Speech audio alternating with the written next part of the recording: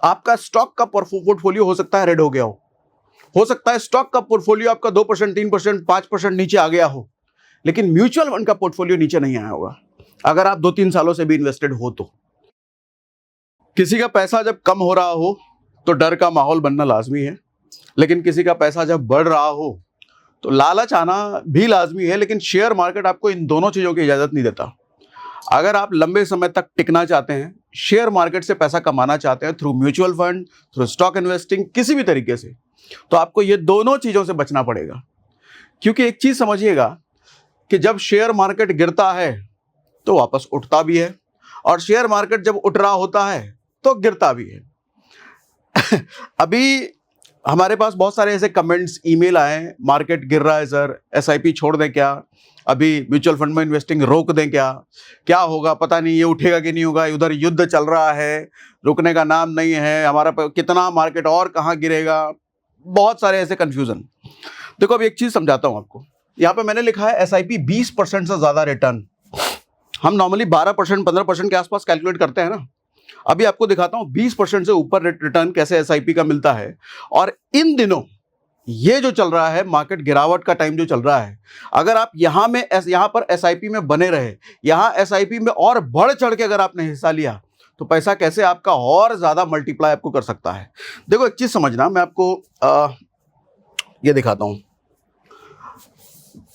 देखो मैंने गूगल में सर्च किया निफ्टी 50, तो ये निफ्टी बेसिकली जो इंडेक्स है उसका यहाँ पे रेट दिखा रहा है।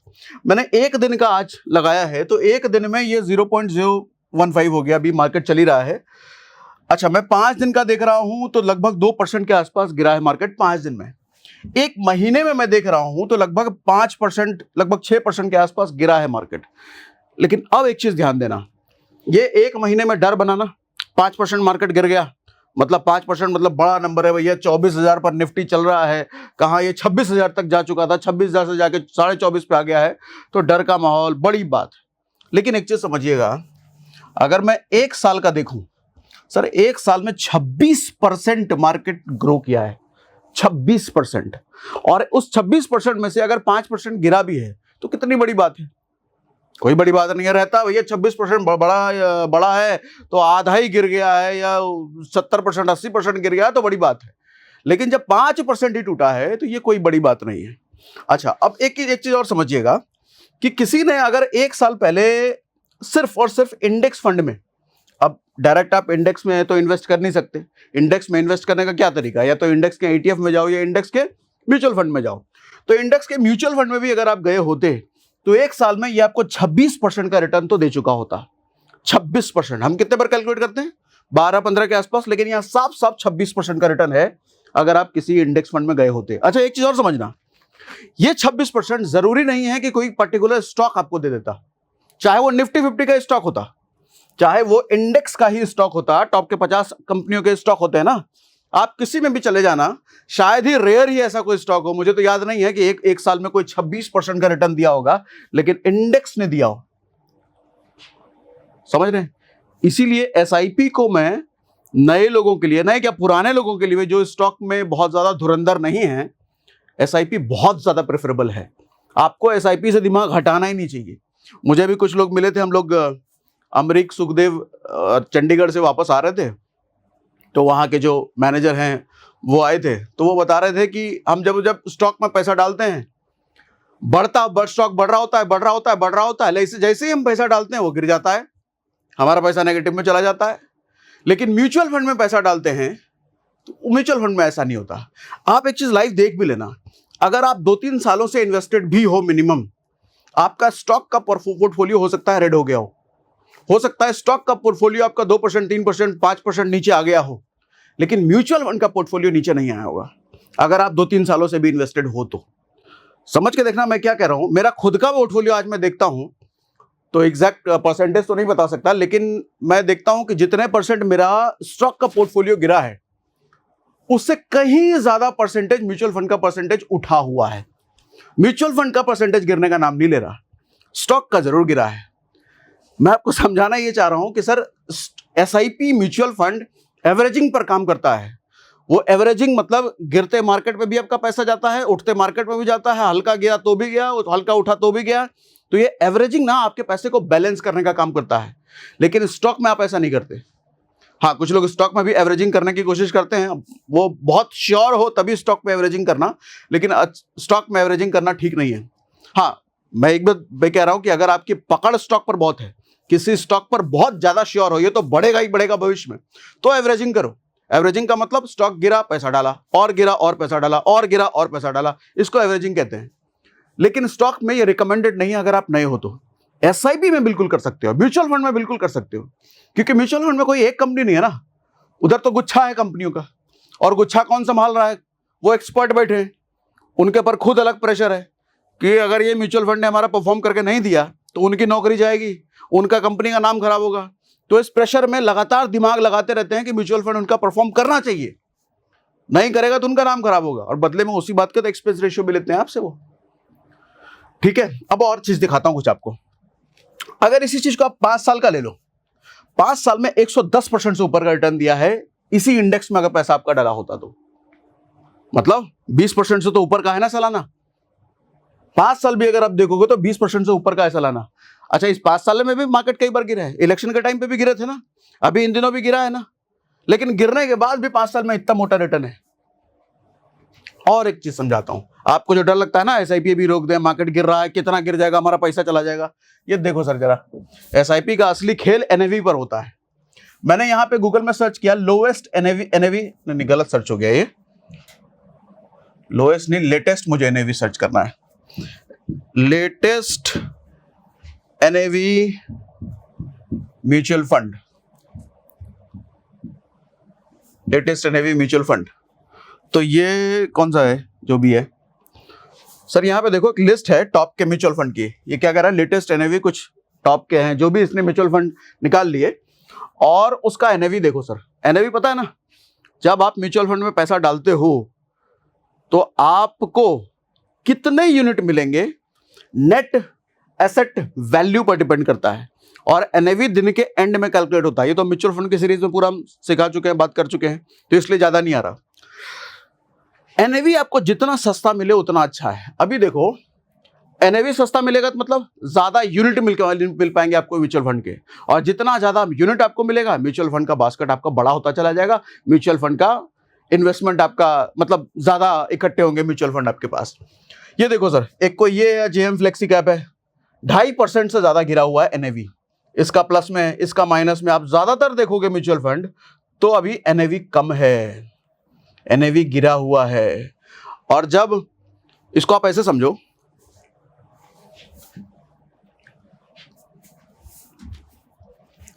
सर मान लो किसी का 10 रुपए एनएवी था, मतलब किसी म्यूचुअल फंड में आपने पैसे दिया है और वो 10 रुपए की एनएवी पर, नेट एसेट वैल्यू पर आपको मिला, 10 रुपए के हिसाब से यूनिट आपको मिला। अभी उसी 10 रुपए की चीज 8 रुपए में मिल रही है, तो लेना चाहिए कि छोड़ना चाहिए, कि बंद कर दें अभी पैसा ना डालें? जब मार्केट गिर रहा होता है और अगर आप म्यूचुअल फंड में इन्वेस्टेड हो, देखो 2 चीजें यहां पर, शेयर में जो इन्वेस्ट कर रहे हैं उनके लिए डर का माहौल होना लाजमी है, लेकिन म्यूचुअल फंड में जो इन्वेस्ट कर रहे हैं उनके लिए डर का माहौल लाजमी बिल्कुल भी नहीं है। कारण यह है कि म्यूचुअल फंड ग्रुप है बहुत सारी कंपनियों का, और उनको संभालने वाले एक्सपर्ट हैं, और लंबे समय में वो कंपनियां बढ़नी ही बढ़नी है अगर वो अच्छी कंपनियां हैं, अच्छे म्यूचुअल फंड में आपका पैसा डला है तो। 8 रुपए के हिसाब से एनएवी आज मिल रहा है। एक्स्ट्रा अगर कुछ पैसा जमा उमा करके रखे हो तो ये टाइम है डालने का। वो जरूर डिपेंड करता है कि म्यूचुअल फंड आपके पास कौन सा है, किस तरह का है, वो जरूर देख लेना। लेकिन अगर अच्छा म्यूचुअल फंड है आपके पास तो ये समय होता है पैसा डालने का, जितना गिरे उतना डालने का। ये कल को हो सकता है 7 रुपए हो जाए, 6 रुपए हो जाए, 5 रुपए हो जाए, और डालने का, क्योंकि पता है कि कल को ये जाएगा। और दिखाता हूं कुछ चीजें।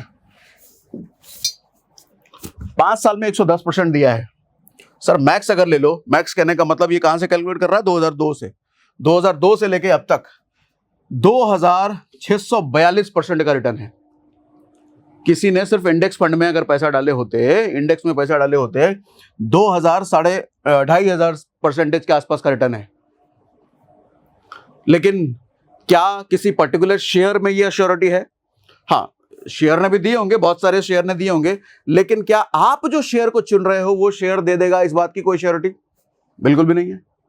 लेकिन आंख बंद करके अगर इंडेक्स में हमारा पैसा गया होता, सर ये भारत का इंडेक्स है, ठीक। अब एक कैलकुलेटर के माध्यम से थोड़ा दिखाता हूं आपको। 20% अभी जो हमने बात करा ना, ये कि अगर एक साल में देखो ये 20% का 26% का रिटर्न है। म्यूचुअल फंड को थोड़ा सा ट्रिक करना, आप सिंपल म्यूचुअल फंड कभी मत रखना। थोड़ा सा ट्रिक करना का मतलब स्टेप अप किया करो, थोड़ा थोड़ा इन्वेस्टमेंट एक्स्ट्रा, जब भी मार्केट गिरे एक्स्ट्रा डाल दिया करो, या फिर अगर समय नहीं है मार्केट को देखने का तो स्टेप अप कर दिया करो। स्टेप अप कहने का मतलब क्या होता है, मान लो आप 5,000 रुपए का भी मिनिमम इन्वेस्टमेंट है आपका पर मंथ का, और 5 साल, चलो 5 ही साल ले लेते हैं, और आपका एक्सपेक्टेड रिटर्न, क्या कह रहे हो, क्या हो गया, अच्छा ओके, हाँ, इसको हम अगर अभी 26 है ना, यहां से हमने 26 लिया ना 5 साल का, मैं इसको चलो 26 नहीं लेते, ज्यादा हो जाएगा, 20 ही लेते हैं। 20% का रिटर्न अगर हम CAGR में एक्सपेक्ट करते हैं, और स्टेप अप मैं कह रहा हूं 10% सिर्फ आपका इन्वेस्टमेंट हर साल बढ़ा देना। अगर इस साल आप 5,000 रुपए पर मंथ डाल रहे हो, अगले साल 10% बढ़ा देना, उसके अगले साल उसका 10% बढ़ा देना। सर 5 साल का जरा नतीजा देखो, आपका इन्वेस्टेड अमाउंट तो 3,66,000 है, लेकिन टोटल जो अमाउंट आपका बन रहा है 6 लाख से ऊपर बन रहा है, यानी कि लगभग डबल है 5 साल में, लगभग डबल। अच्छा, इसको अगर आप जीरो कर दो, स्टेप अप मत करो, जो आपका हर महीने का जा रहा है बस उसी को रखो, हर साल बढ़ाने वाला हिसाब किताब नहीं, इसको जीरो कर दो आप। कहां गया, अच्छा यहां पे कुछ डालना है, चलो जीरो डाल दिया। 20% के हिसाब से 5,000 भी अगर जा रहा है तो 3 लाख का आपका इन्वेस्टमेंट हुआ, 5,17 हुआ, ये लगभग डबल से थोड़ा कम है। अच्छा, ये चीज लंबे समय में आपको बहुत बड़ा इंपैक्ट दिखेगा। आप देखना, मैंने अगर इसको 25 साल कर दिया, 25 साल ले लेते हैं, नॉर्मल एसआईपी कर रहे हैं, स्टेप अप एसआईपी नहीं कर रहे हैं, तो नॉर्मल एसआईपी में 20% का रिटर्न, अगर हालांकि 20% चलो ये भी ज्यादा हो जाएगा, हम थोड़ा और कम कर लेंगे। देखो, अगर देश अच्छा परफॉर्म कर रहा है, देश की इकोनॉमी बढ़ रही है, तो ये 20% भी एक्सपेक्ट करना कोई बुरा नहीं है, ये भी जा सकता है, लेकिन हम चलो और कम कर लेते हैं। लंबे समय में 20 एक्सपेक्ट करना थोड़ा सा अच्छी बात नहीं है, 15 हमने कर लिया। अब देखो, इसी 5,000 रुपए को अगर आप 15% के हिसाब से 25 साल तक पैसा डालते हो, तो आपका पैसा लगभग इन्वेस्ट हुआ 15 लाख रुपए, और 1,64,20,000 मतलब 1.5 करोड़ से ऊपर का आपको रिटर्न बनता है, अगर हमने 15% के हिसाब से CAGR लिया है और 25 साल तक पैसा डाला है। लेकिन यही चीज, अच्छा यहां भी देखना कि 15 लाख रुपए इन्वेस्ट हो गए 5-5 हजार कर करके, ये ताकत होती है SIP की। आपको एक झटके में बोला 15 लाख रुपए डालो तो आप बुखार आ जाएगा, एक झटके में 15 लाख आया कहां से। लेकिन 5-5 हजार रुपए छोटा छोटा छोटा छोटा, यहाँ पे कंसिस्टेंसी का बड़ा खेल होता है। SIP में हमारे साथ यहाँ बैठे हैं महानुभाव, SIP कर रहे हो, हमने पूछा नहीं, तोड़ दिए, तो काहे तोड़ दिए तो भगवान जाने। SIP में दिक्कत सबसे बड़ी ये है, 100 लोग अगर SIP शुरू कर रहे हैं ना, हालांकि मेरे पास डेटा नहीं है, लेकिन मैं श्योर हूं कि 90 लोग से ज्यादा SIP कंटिन्यू नहीं रख पाते, लगातार कर ही नहीं पाते। कोई बर्डन नहीं है ना। आप LIC वगैरह में अगर पैसा डालते हो तो वहां बर्डन है, अगर पैसा निकालने जाओगे तो एक तो निकलेगा नहीं, 3 साल 5 साल का टर्म होता है वहां पर, और अगर पैसा डालना बंद कर दिए तो पैसा जो डाल दिए वो डूब गया। तो आदमी डर में डालता है, आदमी फिर डर के साए में मेरा पैसा डूब ना जाए, इसलिए SIP में तो ऐसा कुछ है नहीं, फ्रीडम है आपके पास, आपका पैसा जब मर्जी तब निकालो, तो आदमी वही करता है, फिर जब मर्जी तब निकालिए लेता है। SIP में थोड़ी सी अगर डिसिप्लिन अगर बढ़ते हैं ना, तो SIP से अच्छा इंस्ट्रूमेंट कुछ नहीं है। स्टॉक इन्वेस्टिंग से कहीं ज्यादा अच्छा इंस्ट्रूमेंट है SIP, ठीक है। अच्छा, हम इसको स्टेप अप लेके चलते हैं। स्टेप अप कहने का मतलब सिर्फ 10% अपना हम इन्वेस्टमेंट साल में बढ़ा लिया करेंगे। तो सर आपका देखो 59 लाख रुपए जमा हो गया और आपको पता भी नहीं चला, और बदले में जो रिटर्न बन रहा है 3 करोड़ 29 लाख का, जस्ट डबल। 3 करोड़ से ऊपर इन्वेस्टमेंट चला गया, सिर्फ 10% साल का बढ़ाना है, और इतनी तो कमाई बढ़ती ही होगी ना, इतना तो मैनेज कर ही सकते हैं हम, साल में 10% बढ़ा दें। ये ताकत है सिर्फ 5,000 की।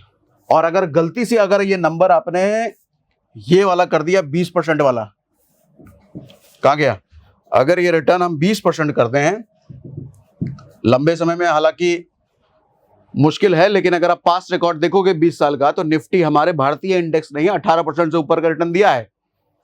इसको अगर 20 कर दिया, चलो 28 कर देते हैं, जो इंडेक्स ने दिया भी है, बिल्कुल रियलिस्टिक फिगर 18% अगर लेते हैं तो 5 करोड़ से ऊपर का इन्वेस्टमेंट रिटर्न हमारा बन रहा है। कितने साल में? 25 साल में। और सिर्फ 5,000 रुपये महीना डाल कर, सिर्फ 5,000 रुपये महीना। कल ही मैं एक सज्जन से मिला जो जिनकी उम्र 55 साल थी और वो अभी अच्छा खासा SIP कर रहे हैं, लगभग 1.25 लाख रुपए के आसपास का उनका महीना जाता है SIP में। वो मुझे बता रहे थे कि SIP अभी हमने रिसेंटली शुरू करा है। इस बात का बहुत खेद है, इस बात का बहुत पछतावा है कि पहले हमें पता नहीं था। अभी पिछले 2-3 सालों से वो कर रहे हैं। पहले से अगर वो पता होता तो कितना बड़ा कॉर्पस जमा हो चुका होता, क्योंकि SIP सारा खेल कंपाउंडिंग, और कंपाउंडिंग जो खेल है उस समय का है। एक छोटा पैसा भी बहुत बड़ा रिटर्न बना के दे सकता है अगर आप उसको लंबे समय तक कंसिस्टेंटली डिसिप्लिन्ड वे में डालते रहोगे।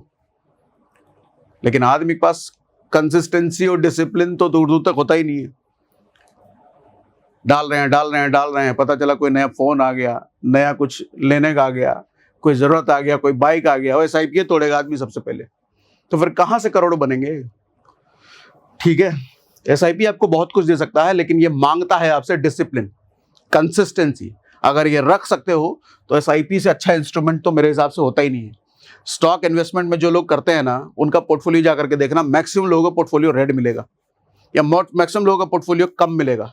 लेकिन म्यूचुअल फंड जो लंबे समय से कर रहे हैं, कंपेयर कर लेना ना, एक आदमी 10 साल से स्टॉक में भी कर रहा है, 1 साल से 10 साल से म्यूचुअल फंड में कर रहा है। म्यूचुअल फंड का रिटर्न कहीं ज्यादा मिलेगा उसके स्टॉक इन्वेस्टमेंट से। ऐसे मैक्सिमम लोग मिलेंगे आपको, ठीक है। लेकिन ये डिसिप्लिन मांगता है।